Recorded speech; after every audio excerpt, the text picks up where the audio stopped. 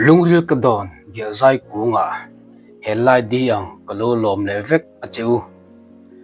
ka sui lung lom tikim tu an sun he dar khai kha an chai la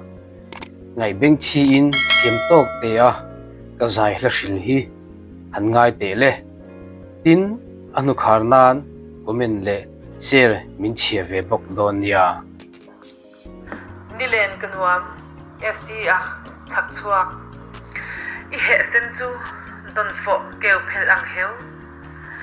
I tang nem thiang in a yange grab rapor thami ramdai thing lim noya thut mun remin bon nel moi tu naw ban kara sai sa che choklei par vul che zinga tlei thin kha khifimin ron chemin irim tui leng vele na zo rol lo omoya min kovin Nilèn ka nuam lilikara lingyang mai sagruanga sircham iyang min ngil lola ithin lai rila kasak ming minem ketla zodai siktui po in atle lo lui pui luang lai po in athil mo lo tur in ole tu a chuan si lung mi her lo la ti lo chiar ve liang o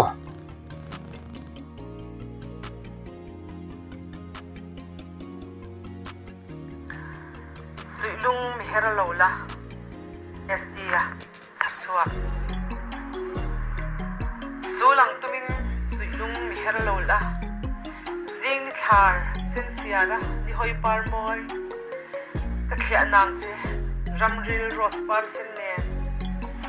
par bo ma parim tui luang za se sikpui thum tu grab tui sor ning zu nge ni pui hera chhol hal do yang dom tu don du nila rimoi zam vel na nang ngai ka thia bi athu chu chia nang che ni pui ro farkara chimbal zam ria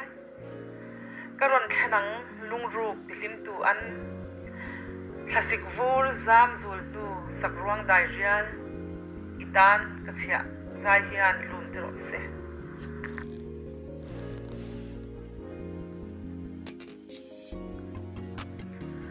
violet orchid SEA chhakchhuak moi lili aya violet orchid oi pang pera len bonzar be romikara putsiai yang lady yang lai duali moi zion la moi lungrun chama olive lim noya zai sakha leilung dapa moi phone vel muriat hai yanga lundo helma yanga moi delelu ishing nun khwasei mo tese ole khati zong kha ne ta a ngai tha tu zong zong te in chung alom thu ko suya in amang thale pot kule video le pe ka